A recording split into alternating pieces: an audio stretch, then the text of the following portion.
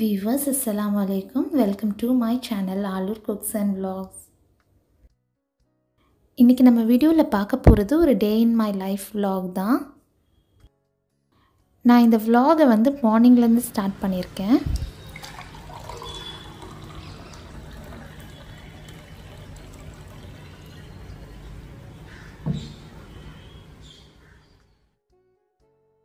எல்லா டேஸும் ஒரே மாதிரி இருக்காது. ஒவ்வொரு நாள் ஒவ்வொரு மாதிரி இருக்கும். அதில் இந்த நாள் எப்படி போச்சுன்றதை இந்த வீடியோவில் பார்க்கலாம். பிள்ளைங்களுக்கு இப்போ சம்மர் ஹாலிடேஸ் போயிட்டுருக்கனால நம்மளால் காலையில் கொஞ்சம் ரிலாக்ஸாக உட்கார முடியுது. இல்லைனா வந்து காலையிலே ரொம்ப டென்ஷனாக பரபரப்பாகவே எந்திக்கணும். ரீசன்ட் டைமில் என்னோடய சப்ஸ்கிரைபர்ஸ் எனக்கு ரொம்ப நல்ல நல்ல கமெண்ட்ஸ் தராங்க. அது எனக்கு ரொம்ப பிடிச்சிருக்கு.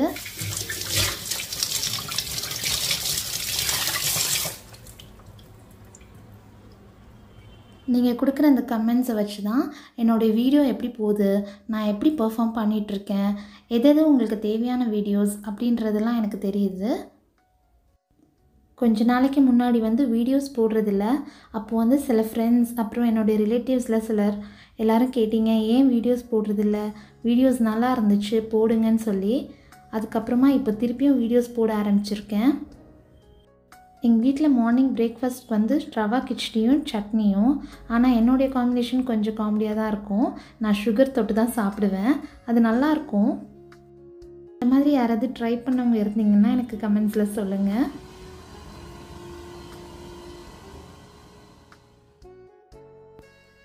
பிள்ளைங்க காலையில் எழுந்திரிச்ச அப்புறம் அவங்க கூடயே டைம் சரியாக போயிடும்.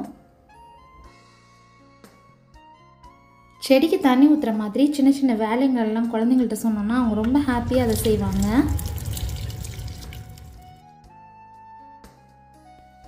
எங்கள் வீட்டில் நான் அந்தளவுக்கு செடி வைக்கல, கொஞ்சம் தான் வச்சுருக்கேன். ஆனால் அம்மாவுக்கு வந்து அதில் ரொம்ப இன்ட்ரெஸ்ட். அவங்க வந்து நிறைய செடி அங்கே வச்சுருக்காங்க. ஒரு நாள் நான் அங்கே போய் அந்த வீடியோ ஷூட் பண்ணி உங்களுக்கு ஷேர் பண்ணுறேன். அடுத்ததான் நான் மிஷின்லேருந்து துணி எடுத்து காய போட போகிறேன்.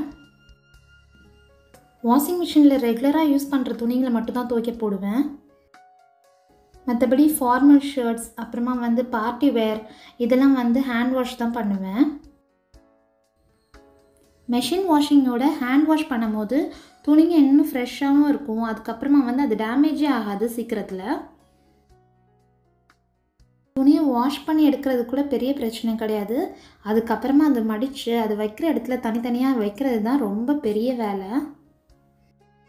இப்போ லன்ச் ப்ரிப்பேர் பண்ணுறதுக்கு டைம் ஆகிடுச்சு. அதுக்காக நான் முதல்ல தண்ணியை கொதிக்க வச்சாச்சு சாப்பாட்டுக்கு. அதுக்கப்புறம் சிக்கன் வந்து வாஷ் பண்ணிட்டேன். இஞ்சி பூண்டு பேஸ்ட் அப்புறம் அதோடைய தேவையான மசாலா எல்லாமே ரெடி பண்ணியாச்சு. இன்றைக்கி வந்து லன்ச்சுக்கு நாங்கள் ப்ரிப்பேர் பண்ண போகிறது வந்து சாப்பாடு, அதுக்கப்புறம் சிக்கன் கிரேவி, கூடவே வந்து பருப்பும் வைக்க போகிறோம். நான் இன்றைக்கி வந்து பெப்பர் சிக்கன் மசாலா தான் செய்ய போகிறேன். ஆல்ரெடி இந்த ரெசிபி வந்து நம்மளுடைய சேனலில் ஷேர் பண்ணியிருக்கேன். டிஸ்கிரிப்ஷனில் வந்து அதோடைய லிங்க் கொடுக்குறேன், நீங்கள் போய் பாருங்கள். ஆல்மோஸ்ட் பாதி வேலை முடிஞ்சிருச்சு. ரைஸும் வந்து குக் ஆகிடுச்சு, அதே மாதிரி பருப்பும் முடிஞ்சிருச்சு. இப்போ வெறும் கிரேவி மட்டும்தான். இப்போ வந்து நான் பருப்பு தாளிக்க போகிறேன். பருப்பு தாளிக்கிறதுக்கு வந்து நான் கோகனட் ஆயில் தான் யூஸ் பண்ணுறேன். மோஸ்ட்டாக நான் வந்து இந்த மாதிரி மீன் குழம்பு, பருப்பு இதெல்லாம் தாளிக்கிறதுக்கு வந்து கோகனட் ஆயில் யூஸ் பண்ணுவேன்.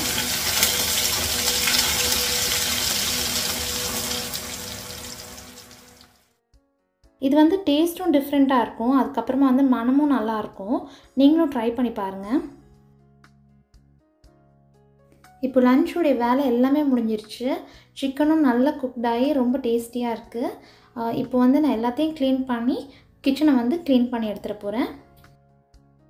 ஒவ்வொரு வாட்டி சமைச்சதுமே ஒவ்வொரு வாட்டியுமே நம்ம வந்து அந்த கிச்சனை க்ளீன் பண்ணிட்டோன்னா நம்மளுக்கு வேலை ஜாஸ்தியாக இருக்காது. அதுக்கப்புறமா வந்து ஒரு நாள் மெனக்கிட்டு அதுக்கு க்ளீன் பண்ணுறதுக்கு போகணுன்ற மாதிரி எதுவும் இருக்காது. டெய்லி ரெகுலராகவே க்ளீன்ட் ஆகிடும். ஸோ அதனால் எப்போவுமே பார்க்க ஃப்ரெஷ்ஷாக இருக்கும்.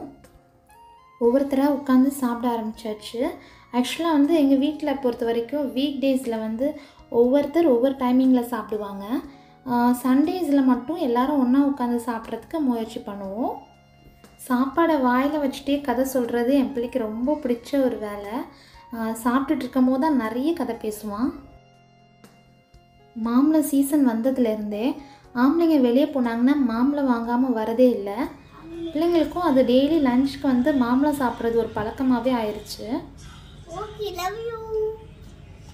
Love you too, Ibzu. Mummy. எம்மி எம்மி.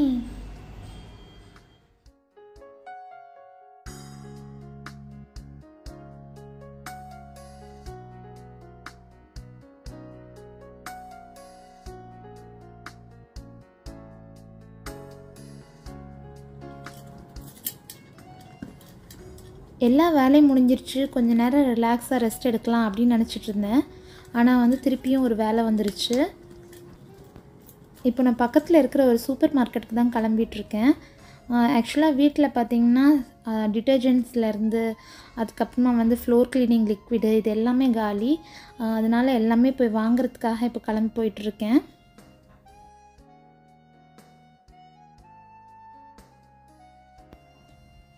இங்கே சூப்பர் மார்க்கெட்டில் பார்த்திங்கன்னா ஸ்டாக் ரொம்ப கம்மியாக இருந்துச்சு. நம்ம வாங்க வந்த ப்ராடக்ட் எதுவுமே அந்தளவுக்கு இல்லை, எல்லாமே ரொம்ப கம்மியாக இருந்துச்சு. மேபி இன்றைக்கி டேட் வந்து 17, மந்த் பிகினிங்லேயே வந்தோன்னா எல்லா ப்ராடக்ட்டும் இருக்கும்னு நினைக்கிறேன். இங்கே ஸ்நாக்ஸ் ஐட்டம் தான் ஜாஸ்தியாக இருந்துச்சு. நல்ல வேலை குட்டீஸ்லாம் கூட்டிகிட்டு வரல, வந்திருந்தால் பயங்கரமாக ரகலை பண்ணியிருப்பாங்க. ஓடி வந்துருந்தீங்களா? பண்ணலான்னு இருக்கோம். இப்போ வீட்டுக்கு வாங்கிட்டு வந்த ஐட்டம்ஸ் எல்லாத்தையுமே தனித்தனியாக வந்து ஆர்கனைஸ் பண்ணி வைக்க போகிறேன். இந்த மாதிரி ஹார்பிக், இந்த லைசால், இந்த மாதிரி ஐட்டம்ஸ் எல்லாம் தனியாக ஒரு பாக்ஸில், அதுக்கப்புறமா வந்து ஸ்நாக்ஸு இதெல்லாம் ஒரு பாக்ஸில், அதுக்கப்புறம் மளிகை சாமானம் எல்லாம் ஒரு பாக்ஸில், இந்த மாதிரி தனித்தனியாக பாக்ஸ் போட்டு வச்சுருவேன். அப்போ தான் எங்களுக்கு வந்து ஒவ்வொன்றும் தீர்ந்து வரும்போது இதிலேருந்து எடுக்கிறதுக்கு கரெக்டாக இருக்கும்.